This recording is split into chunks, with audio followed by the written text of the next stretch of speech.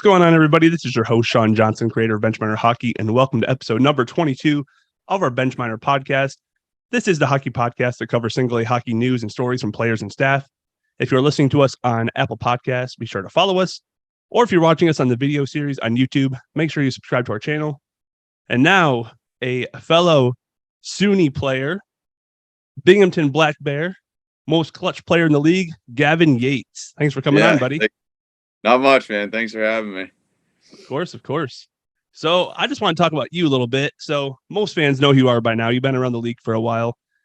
Give us a little bit of your background, growing up playing hockey, how you got to where you are today.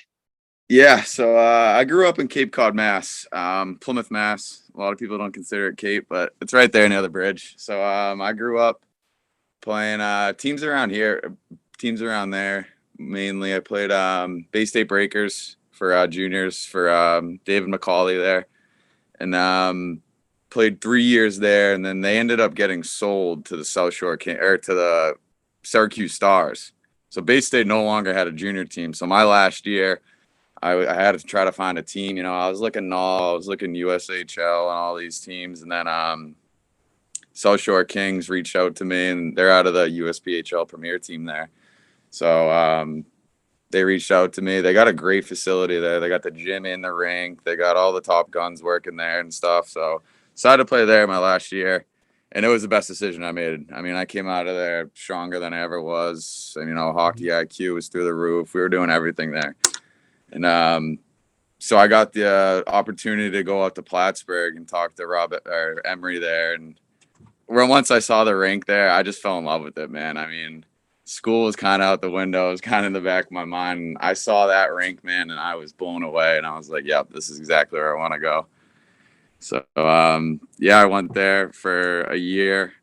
I ended up leaving school, and I was retired. You know, my family had a restaurant back home on Cape Cod, and me and my brother were fully working there. We were thinking about taking it over. And then randomly one day I got a phone call from my old juniors coach, and he was like, hey, you still want to play hockey? And I was like, yeah, sure. I was like, where at? You know, like, I have no idea. And he's like, Fayetteville Marksman down the SPHL. And I was just like, hell yeah, like, sign me right now. You know, I'll go down there. I didn't know much of it, you know, like, I didn't know nothing about pro hockey. You know, my roommate, his brother or cousin played in the Fed, and he was telling me about it, and like these other guys are telling me about this Australian league that plays in the summer. So I had no idea like anything going into it. So I ended up going down there. I wasn't down there long. I think I maybe had like a smelling salt or two. Probably played like 10 games, but it was awesome, the experience. And I ended up getting cut from there, and I was talking to guys about the Fed, and they were like, go play there. You'll love it, man. Just go have a good time. Go play there. You'll love it. So my family was traveling at the time. They were in an RV traveling, and my dad was like, whatever you want to do. He's like, if you need a ride, if you need anything, let us know. We'll pick you up. We'll bring you wherever. So I was talking to a bunch of teams in the Fed. I think the first team I talked to was Joe Pace Sr. in Port Huron when he was still there. So we talked to him, and I don't know, it didn't really work out. And then I talked to Andreas from Carolina, and he wanted to like get me an Uber down there and stuff. So I don't know, I didn't really want to do that. And then my dad was like, well, we're going back up north, so why don't you hop in with us? We'll bring you home, and you can figure it out, whatever you want to do. And I was like, yeah, whatever. So I did that. And then on the way back home, I think it was Tyler Becker at the time was on Watertown, and my brother and him were roommates at college. So I knew Becker like prior, and he reached out to me. He's like, hey, why don't you come to Watertown? So I was like, well, if he takes me, and sure enough, Kraz took me, and the rest is history. Right. So, No, it was like a blessing in disguise, I guess. I didn't know about the RV story. That was pretty cool. Yeah. My parents were just RVing around the country, and they're like, yeah, if you need a ride, just let us know. So I hitched a ride with them back up north. Well, good thing they weren't going out west or something. We might never seen you. Yeah, no, he's good to me. He would have brought me wherever. So Right. So I was just looking at the stats here. You have 161 professional games played. 141 of them came from the Fed. So the bulk of your pro career so far has been Fed. Yep. when you were told, when your buddies told you, oh, you're going to love it, compared from then to now, were they right? Were they wrong? Yeah, no, they were right. I mean, the hockey has gotten a lot better in this league. You know, the guys were saying, like, because my brother here, my roommate's brother was saying how much fun he had and stuff, and the hockey's not that great. You'll probably be able to skate around these guys. And when I got here, I mean, the hockey was good. So, no, I'm definitely happy that all those guys are right. Right. Yeah, I know a lot of people do kind of talk down on the Fed, but a lot of these people that are talking down on the Fed have never actually watched Fed hockey. Oh, they I wouldn't know a even. lot of like SP fans, they're like, they're our little brother. Like, it's not real pro hockey, but I beg to differ. Yeah, yeah. Because I remember, I have a funny story about this kid in high school. He never really played for us. He was a senior in high school, and he was always saying, he was like, oh, like, whatever with high school. He's like, I'm gonna go play for this pro team down in Cape Cod. And we're like, what are you talking about, man? Like, and he goes, yeah, there's this team, the Cape Cod Bluefins down in Hyannis. And I was like, whatever league that is, man, has to be the worst league in the world. It ended up being the Fed, but I was like, yeah, go have fun with that league, man. What are the odds it turned out to be the league that you spent the most of your career in? Yeah, I know, right? Oh, that's crazy. But he would So have never made it. 27. What's that? He would have never made a team, but he was talking like yeah, he would, Gotcha. There's always that guy. Yep. So 2017, you joined us in Watertown. What was your first pro experience like in Watertown coming from college? Actually a pretty funny one. It was I think it was my first like 3 weekends or whatever. Remember that when we played Danville? Their bus broke down. Man, That you was gotta be like more one of specific. my. Do you know how many times that happened? Yeah, that was like one of my first 2 weekends on the team. Like I had no clue what to expect, man. Like everyone's telling me all this stuff, and I think it was my second week. It might have been my first weekend. We Danville is coming down to play us and in Watertown, and whatever. Like I got the first game jitters are going out there, and then Kraz comes in. He goes, "Yeah," he's like, so Danville's bus broke down, so the game's gonna be pushed back a little bit longer." So I was like, "All right, whatever." So then come to find out, they brought their top 6 guys. They brought 6 guys with them. I in remember. vans. Yep, I remember now. And Yep. then they come down and whatever, the game's late, whatever, nobody really cares. And then they step out for warm-ups. I think it was like Harrison or Boston. One of them stepped out, picked up a puck, shattered the glass behind the net. So then we had to wait another hour for that. I don't think the game started till like midnight, and I was just like, all right, well, I guess I got to be ready for anything in this league. Yeah, that was wild. It was fun though. That was a good time. So when you first got to Watertown, what were some of your expectations? Right off the bat, I mean, I know Kravs wanted to be a top guy. I mean, when I first got there, the first week he saw me and he goes, we need some scoring power. So I knew right away he wanted me to fill a role to put up points, basically, and which I kind of did. So that you did. And last question about Watertown before we move on here. Your first season with the Wolves, we won the Commissioner's Cup. You win playoff MVP. How did it feel to accomplish that in your very first season?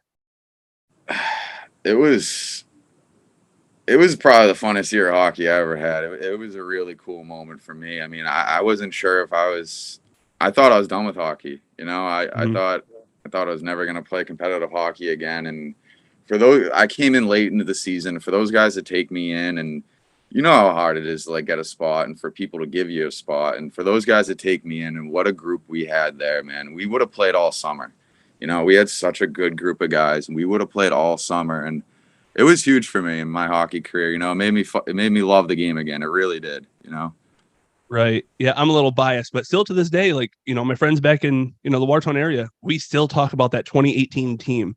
We had a great team. We had a lot of fun. We had a great staff. We had great locker room. Everything was just almost perfect about that season. Yeah, everybody wanted to be there too. That was the biggest thing about it. Everybody wanted to be there. You didn't have guys that were just kind of hanging out and ready for summer. We all wanted to be there and wanted to play.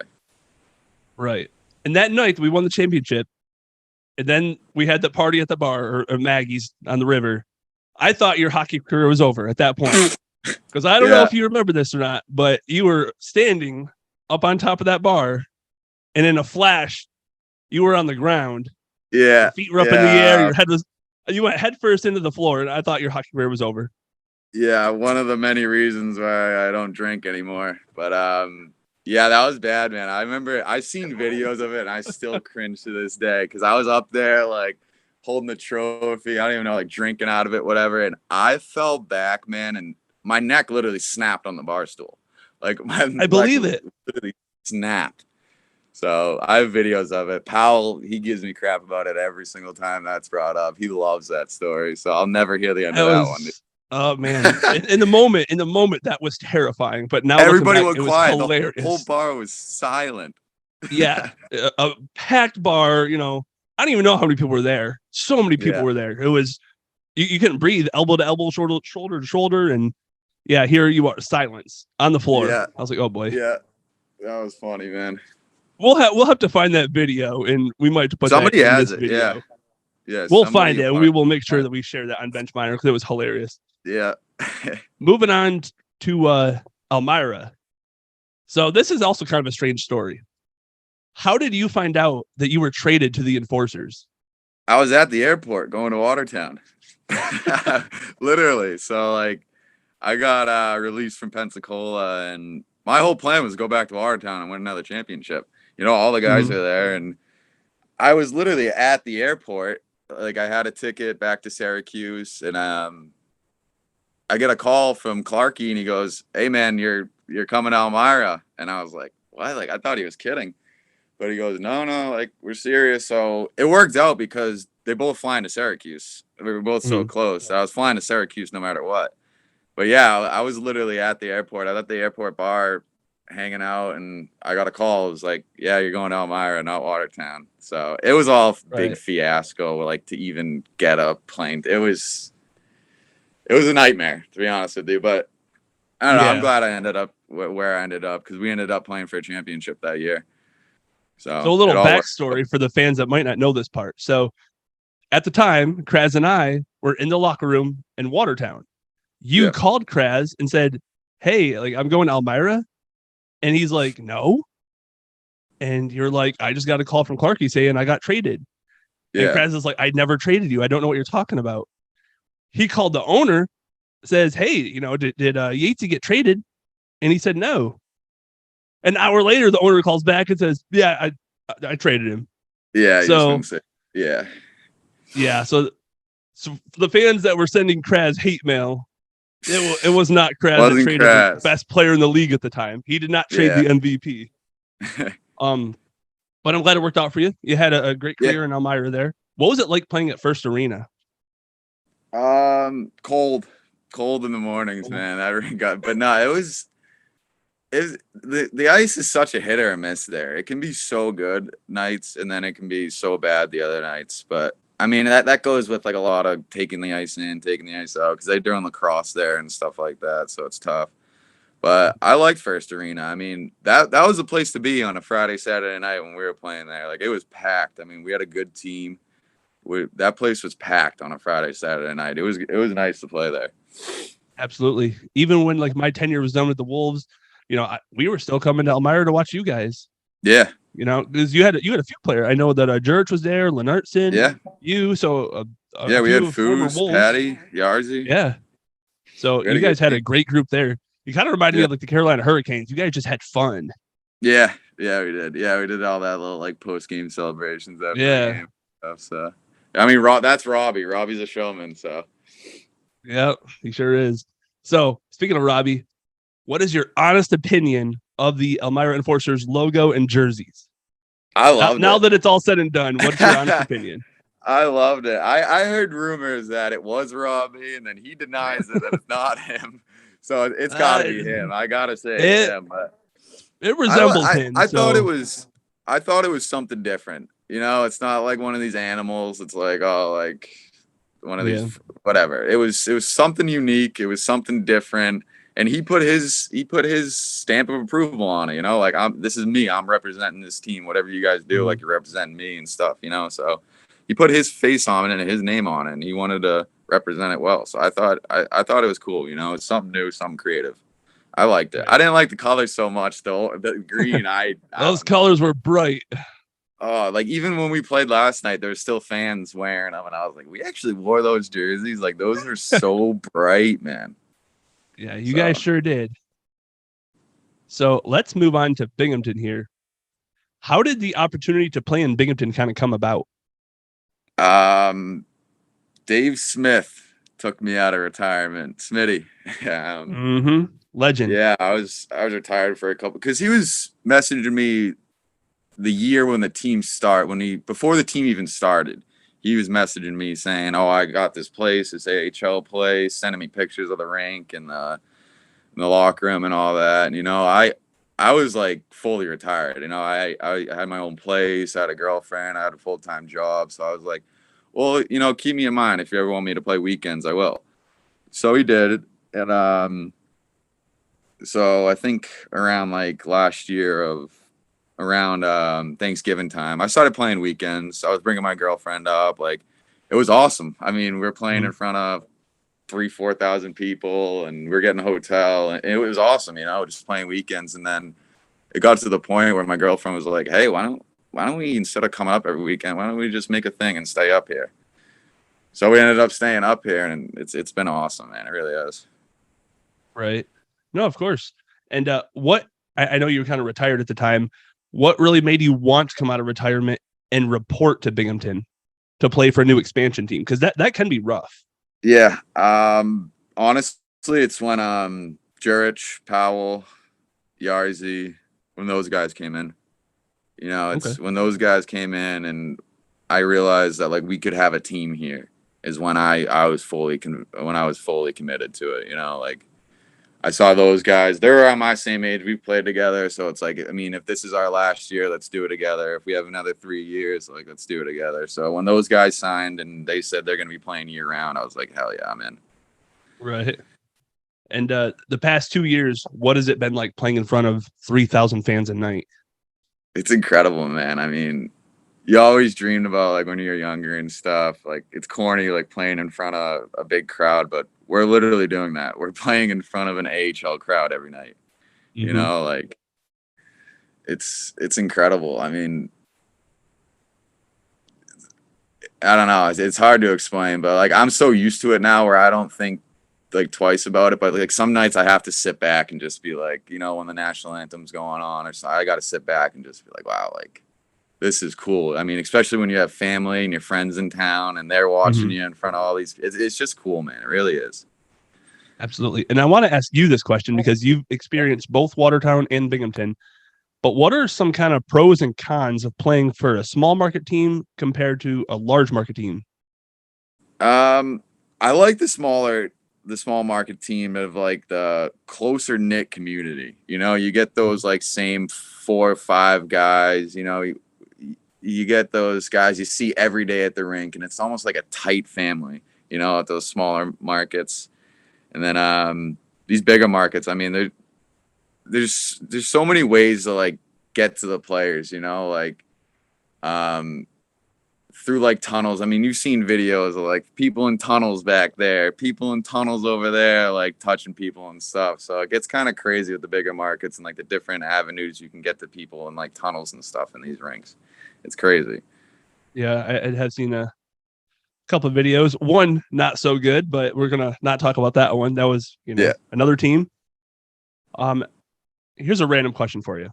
So Binghamton has kind of been in the news for all the wrong reasons lately, from off the ice issues to kind of letting Danbury run away with the division title per se. What can you and your teammates kind of do to change the course and finish your season strong?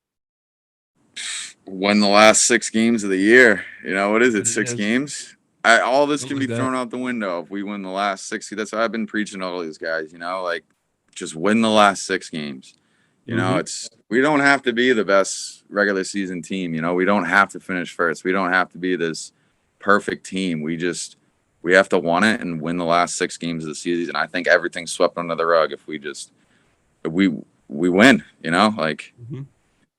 look like heroes. And I think we have the team for it too, definitely. So it's definitely not out of the question for us. on paper, it's there. Now it's all about, heart. You got what it takes. I think you guys do. I try not to play favorites, obviously, but I said before the year even started, my finals prediction was Binghamton, Carolina. And both clubs are looking very strong. I know you guys had a rough go against them, but hey, this is regular season. Anything can happen in playoffs. Yeah. Yeah. So when I interviewed a couple of your teammates, they say that you are the best locker room guy. What makes them say that about you? I don't know. I like to keep it light. When I get nervous, I like to crack jokes. A lot of coaches and stuff never really understood that, but when I'm nervous and getting giddy, I like to joke around. It takes my mind off it. And before the game, I don't take myself too serious. I never have, especially with hockey.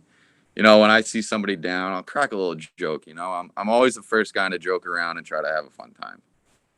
That's why I think these guys man, I'm a little bit of a clown and they can laugh at me. And it makes them feel better about themselves, I guess. What's the corniest joke you got? Let's hear it. Corniest joke? Corny guy, corny joke. I don't know. I couldn't think of any. Dad joke, what you got? Give me anything. Appropriate ones. Inappropriate, whatever. We're classified as explicit, so we can say whatever the hell we want. I'm usually stalked at these too. You got me on the spot, man. I thought you'd come up with something. I don't know. I don't got That's why I put you on the spot. No, I don't got any ones on the spot. All good. We'll move on here. You've been known to be a bit of a class clown in the locker room. Who would you say is the funniest guy besides yourself in the Binghamton locker room right now? Yarzy's funny. Yarzy's always good for a laugh. Mac Lewis is funny. He's a farm guy. He's funny. He cracks. He's kind of he's like a guy out of Shoresy. He's just god. All right. He's a Canadian farmer, and he just cracks those one-liners that just kill me. Mac Lewis, he's funny. I haven't talked to Mac yet, so it sounds like we need to bring him on the show. Mac Lewis, yeah, he's funny, dude. He's got those one-liners, man. He's funny. All right, and fans love this question. What is one of your craziest road trip stories? It can be Fed, it can be college, whatever you want, and you don't have to list teams or names if you don't want to. Yeah, I'd probably say the one we just came back on. I mean, nothing too crazy. I don't want to get too crazy or anything, but it was just a really good trip. I mean, we went we were gone for 2 weeks. We flew. I don't think half our team has flown since they were 10. So we got to fly. It would terrify me to fly in the Fed. This is Binghamton. It's Andreas, so I would probably trust it. But anything else, I don't know. There might be one propeller, maybe half a wing. I don't know. Just the one thing that could go wrong would, just with all the whole team. But the people sitting around us, it was funny. But yeah, I mean, we flew and then we went straight to Mississippi to New Orleans, actually. And then we drove to Biloxi. Biloxi's incredible. Those guys have just been playing hockey down there all year. I couldn't believe it, man. They're right on the beach. They got those casinos. So we did that. And then we went to Columbus, and I think I golfed 4 times. My dad came down from Florida. He met us over there, so I got to golf with him. So that was easily my best road trip. I mean, that's awesome. You got to spend some quality time with the boys on the road for 2 weeks. Exactly. Yeah, I got to see my family and stuff. So, I mean, I have a million breakdown stories that you probably don't want to hear, but the bus broke down. Yeah, it breaks down, but no, we had a good time down on those trips. I think that was easily my favorite trip so far. Gotcha. All right. Well, we are running short on time, so let me finish up with a couple fan questions here. Yep. Kyle Powell, actually, what's your favorite Wolves memory? Oh, that guy's a big fan, huh? Yeah, huge fan. I'd have to say our rookie party. Our rookie party was so funny, man. Even though I was a rookie and I don't remember much of it, it was hilarious. I will nenever get the image of Sladkovsky dressed as an emo walking around the mall. God, dude, I still die to myself because he just fit it so perfectly, just standing there dressed like an emo, dude. And then we had like Slavkovsky, Coachman. Oh my God. yeah, Yep. Karpinski dressed up as a cyclist, Karpinski. Yep. bald cyclist, dude. That was hilarious. Oh, this. I Yeah. think our rookie party though is definitely my favorite Wolves moment. We got to find pictures of. I hope there's We pictures do. somewhere. So We do. I'll send them to you. you have after this. pictures? Yeah. Send me that picture. We have to share that picture of all them guys. Yeah. Oh man, that was hilarious. That's a memory I kind of forgot about. That was hilarious. Yeah. What's your favorite food? I'm a big seafood guy. I like I grew up on Cape Cod, so I like seafood, lobster, crab, shrimp, all that stuff. Seafood is definitely my go-to. Right on.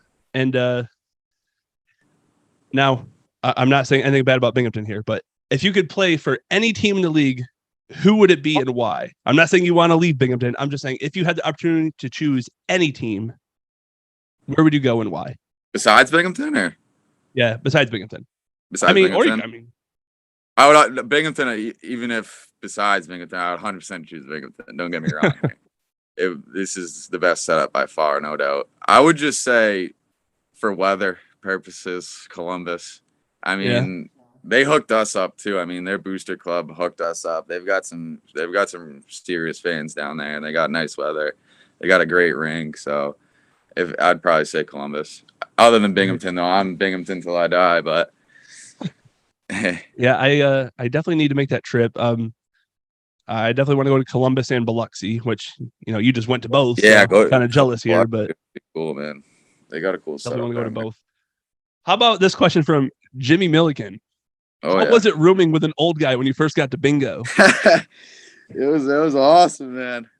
He's on the road to a country music star.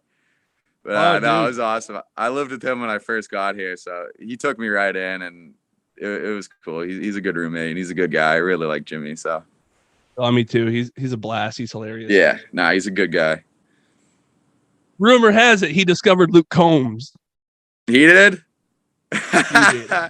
Yeah, okay. I don't know about that one, but I was just, he posted this thing like 7 years ago where he's like, oh, there's this new artist, Luke Combs. He's up and coming. He's going to be a star one day. And sure enough, he took off. So really, shout out Jimmy. Yeah. Found him in his garage somewhere. That I couldn't tell you. I'm actually pretty sure I ran into him last summer, Luke Combs here. I also think I saw Joey Logano, but I don't know. Yeah. He's a very look-alike guy. Right. Well, I'm in the Charlotte area, so Luke Combs is a Mooresville guy, so I think I actually did, but who knows? He probably wrote a song about you. Yeah, maybe that'd be cool. Let me see here. Oh, so just a couple closing remarks here. Again, if you're watching us on YouTube series, make sure you subscribe to our channel. If you're listening to us on Apple Podcasts, make sure you follow us. You have a big weekend ahead of you. Hitting the road once again, Motor City. What are your thoughts on that? I haven't played these guys all year because I was hurt last time they came to us. We haven't been to them. So I know they got like a revamped roster over there. So no, I'm looking forward to playing a new team and getting a couple wins on the road. We need to win desperately on the road, learn how to win on the road. So this will be a good test for us and hopefully get a couple wins. Absolutely. I will say, don't count them out because they are one of my dark horse teams. They kind of remind me of the 2018 Wolves. Even when they're down, they crawl right back into it. They fight back. They got the Butcher now too. Oh yeah. Yep.